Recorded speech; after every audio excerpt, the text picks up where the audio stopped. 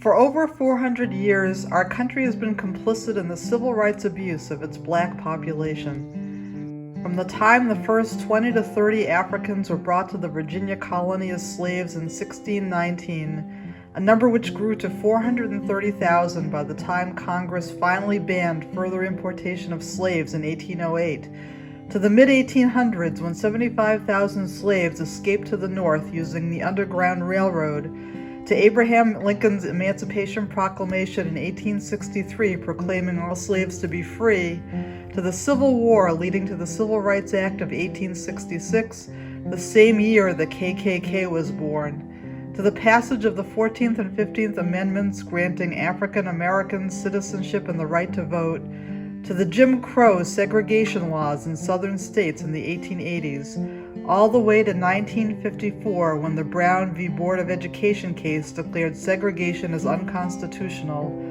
to Rosa Parks refusing to give up her seat in a bus in 1955, kicking off the civil rights movement, to Martin Luther King Jr. emboldening a new generation, prompting the passage of the Civil Rights Act prohibiting discrimination of any kind in 1964, and the Voting Rights Act prohibiting the disenfranchisement of black voters, to continued segregation, criminalization, discrimination, even after the presidency of Barack Obama in 2008, people of color continue to experience overt and covert bigotry and prejudice from the white community on many conscious and subconscious levels. The callous killing of George Floyd in 2020, along with a public outcry over the similarly egregious murders of Rayshard Brooks, Breonna Taylor, Tamir Rice, and too many others, has sparked a new movement to hold our country accountable for the continuing sins of racial bias. Today, members of Temple Shalom Emeth and I will dialogue with Dorothy Mulo, a very impressive young African American who has helped to organize rallies in Burlington and become a spokesperson for racial justice. She grew up in Waltham and Burlington and is currently a student at UMass Dartmouth. She will give us a very candid, open, and frank account of the subtle and not so subtle prejudices she has personally experienced and what we all need to do to further the movement toward equality for people of color in our country. Welcome to Spiritually Speaking.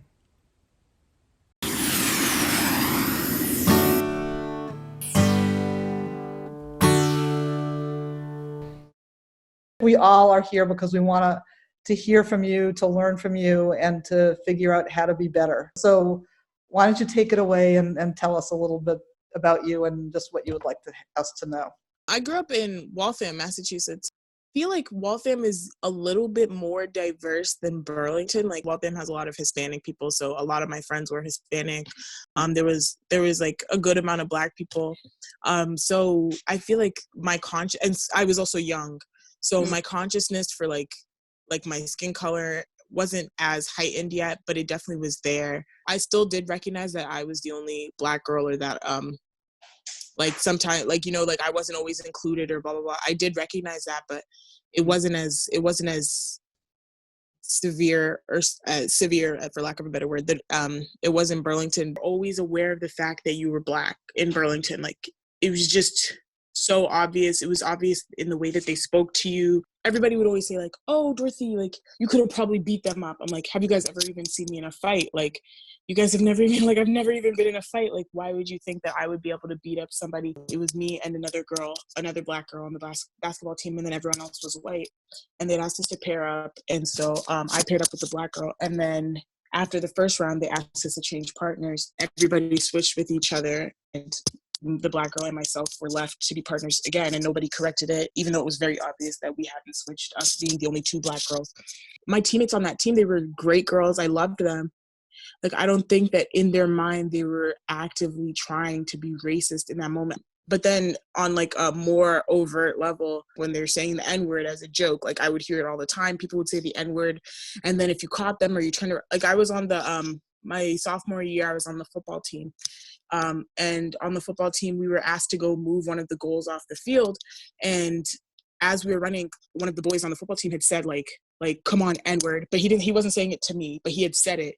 You would have thought that by now people would have changed, like the kids these days, like they probably, like they shouldn't be racist, but you really do see it, especially if anyone's in like the group chats on Facebook, like the Burlington town group chats, like not that they're out, like overtly racist at all times, but it's the same way as in the schools, except not in like a joking manner, but in like a intolerance manner. Like you bring up anything remotely related to Black Lives Matter, or explaining white privilege, or explaining oppression in the system, and all of a sudden it's like, oh, that doesn't exist, oh, it's a myth, blah blah blah. Like there's such an intolerance level in that.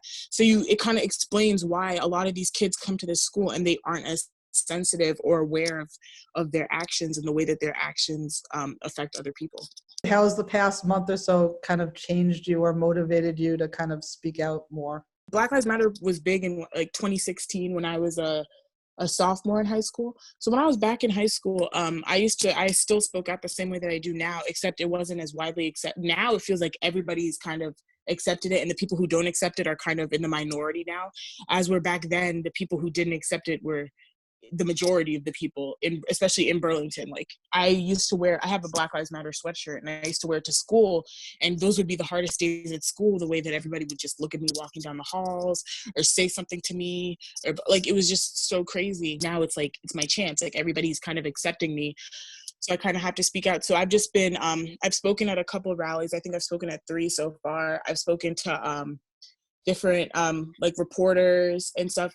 And the same way that I'm speaking to you guys, like the state rep, I've spoken to a reporter from the Globe, like just trying to let it be known that this isn't just like a police brutality issue. Like this isn't racism just in the police system, but it's racism in the towns, in the people, in the government, and everything. Like it just goes so much deeper than people are seeing. And so they're only seeing eye level. I think that people only think that we're fighting for justice for George Floyd. George Floyd sparked this movement, but this is so much bigger than George Floyd. Like we want change, like lasting change. Like we want this to be the last time that someone dies this way, or the last time someone's denied a job, or the last time that somebody is like found dead in a park. Like we just want it to be gone. Like we don't want to have to deal with this again. We don't want just one cop to go away. We want the whole system to be changed. So what specific aspects of this are you working on right now? I've been nonstop emailing different legislators, and then also I've been organizing different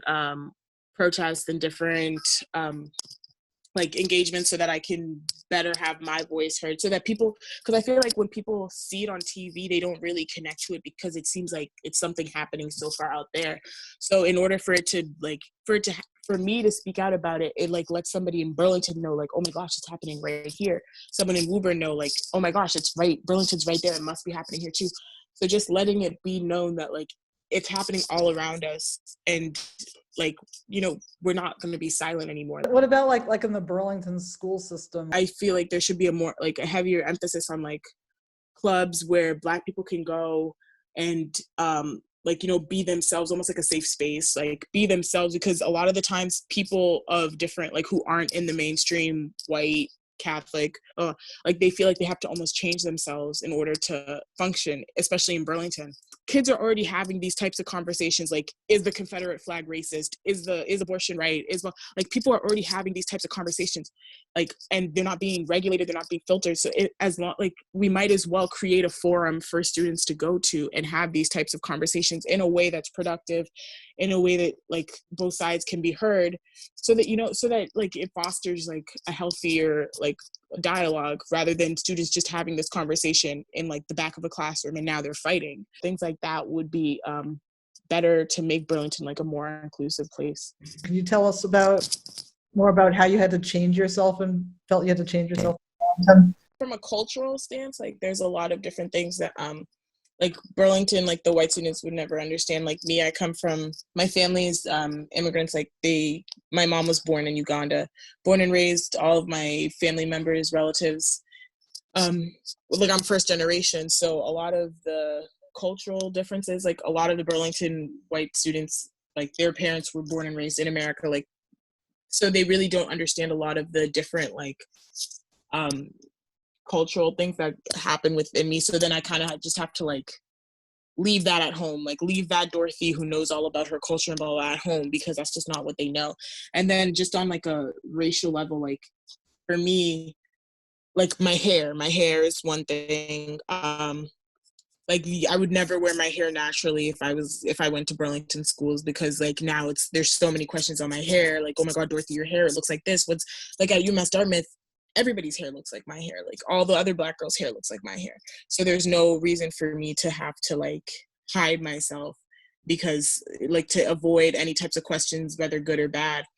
And then just in like the way that I walk, the way that I walk, the way that I talk, the way that I always just have to conform to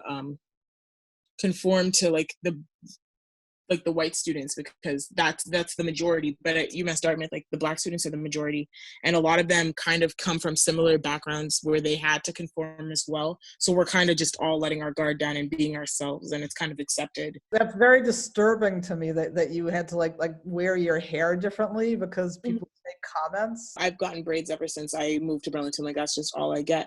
So like now everybody kind of like Dorothy gets braids. Everybody knows Dorothy gets braids. Now if I were to wear my hair naturally, it's, oh my God, Dorothy, what did you do to your hair? Did you get a cut? How do you get your hair to look like this? Oh my God, Dorothy, can I touch it? Blah, blah. So like there's just so many, like it's so much attention. It's like I'm different, like I'm exotic, like yeah, that's what I get. Like I'm unique about, just because it's my hair, like I'm like, this is just the way it grows out of my scalp. Like I don't know, like so just to avoid that kind of like that kind of attention, like I just stick to one uniform thing that they are comfortable with, so that I don't have to like receive that unwanted attention.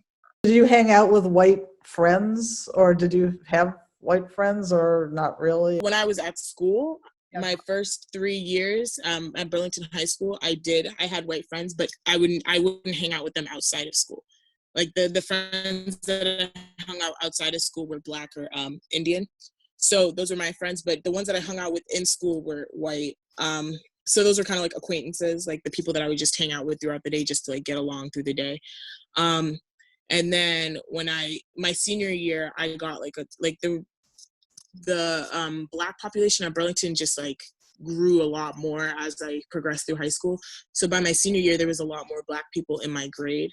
So my senior year of high school, all my friends were Black. We were the only Black table in Burlington High School. That's where all the Black kids felt comfortable, was sitting with each other. We were all like relieved for lunchtime, because now we were all together and we could all be ourselves and we had a good time, and then we went back. That speaks volumes, the fact that you had that sense of relief only when we were sitting with other African American kids. That's very disturbing. When someone actually asked me a question about a Jewish holiday, or why do Jews do this or do that, I don't see that as being uncomfortable. I see it as people really wanting to learn to know me. And I was wondering if you might, is it possible that you can see it that way, or are the questions that you're being asked more malicious, do you feel? If it was more asked like in like an informational type of way, like they really wanted to know, then that would be one thing. To get it from one person also is like one thing, but now to go through my whole school day, every single class, to have everyone be like, oh, Dorothy, like, do you wake up in the morning and make your, like, you know, like they just ask so many questions. Sometimes it's like mocking almost. To go through a whole 7-hour day and be asked like 150 times and be looked at throughout the entire day, blah, blah. I just realized quickly that it was a lot easier for me to just stick to one routine thing and like not have to deal with the questions. It seems like there's something behind the questions that maybe isn't behind when people ask Shelley questions. There's like a little bit of a you know, like a covert, as you said, racism that's behind those questions that you're feeling, which is making you feel uncomfortable. Like when someone says like, can I touch your hair? Like, it's like, it's just hair. Like it's like, I'm not like a dog. Like I know that's not what they mean it. Like they just see it as something so different, so unique, but to me it's just hair. Like it's just the way that the hair grows naturally out of my head. It's like it just emphasizes the fact that they look at me as different, like I'm different. I was a teacher for about 40 years. And many years ago, Mass Teachers Association used to bring groups of us together and to talk about race, show films, have conversations. And one of the most poignant, heavy, hard for me to understand comments that made me sad every time I thought about it was a African-American woman who said that when she leaves for work in the morning and pushes the door of the electric door opener, she puts on her mask. And that mask doesn't come off until she drives back into her garage that night.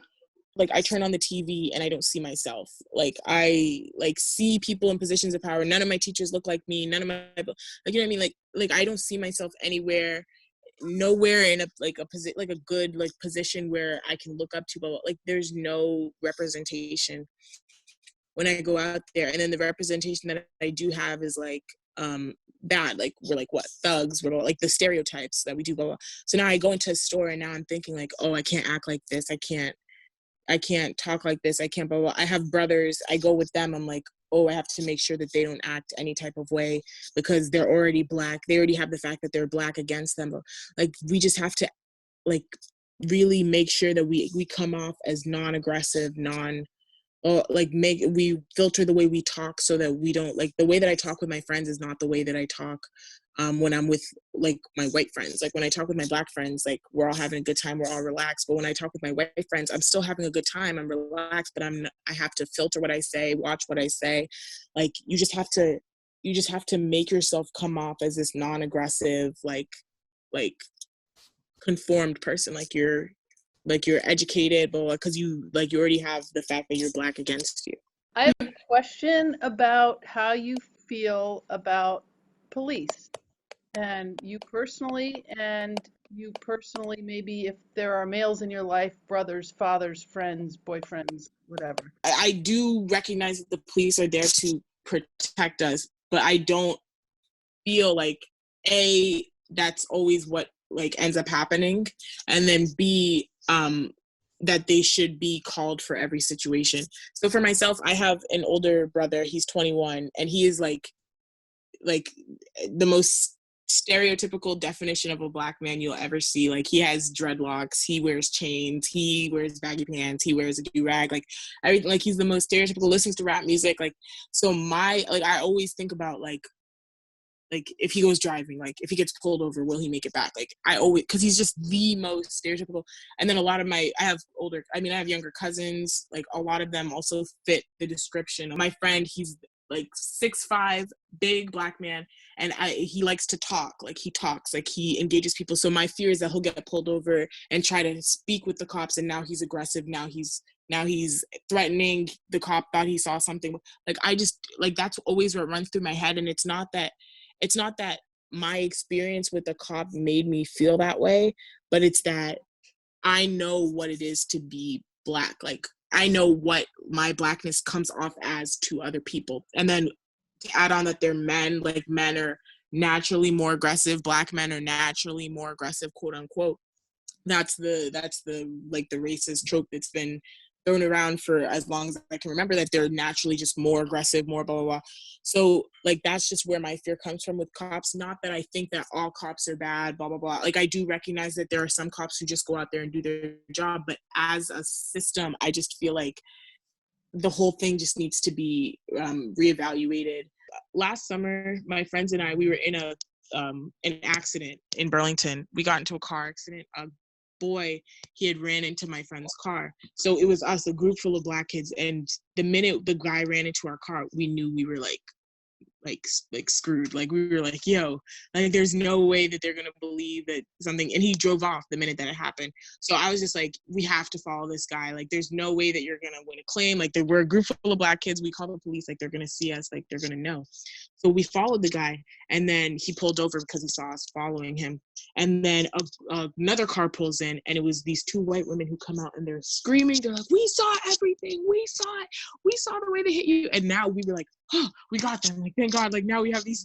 We were so relieved. We were so relieved that these two white women came over. They were like, "We saw it. We're gonna." The police showed up. They're like, that white boy hit those kids. Blah blah blah. Like, they were defending us so hard. Like, we're like, thank God now. Like, we're not gonna, like, it's not like our word against theirs. Now we have somebody there.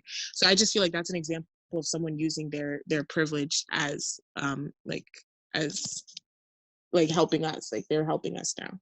That's a lesson for all of us, that just like how privileged we are, to be able to not have to feel like you felt in that situation. I have to say that probably most of us never said to our sons or daughters that when they go out, if there's a police car, they need to behave a certain way and be careful, which is, I think, standard fare for a lot of Black children.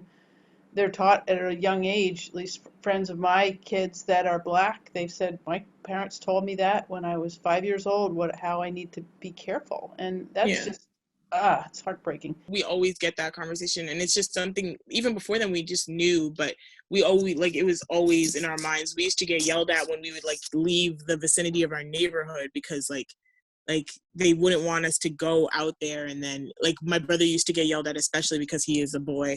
Like, they used to say, like, you're a Black man, you can't be caught out there. But like it was very much known that, like, we were seen as threats. And so therefore we're not supposed to act the way, like, we'd be like, oh, but the rest of our friends get to go out there. Like, our friends were, like, white. Our friends were white passing. Like, they were able to go out there and do what they wanted to do because the likelihood of them, like, getting caught or them being picked out, like, was less than us. So I think our parents knew that, and that's why they kept, like, a very, very short leash on us.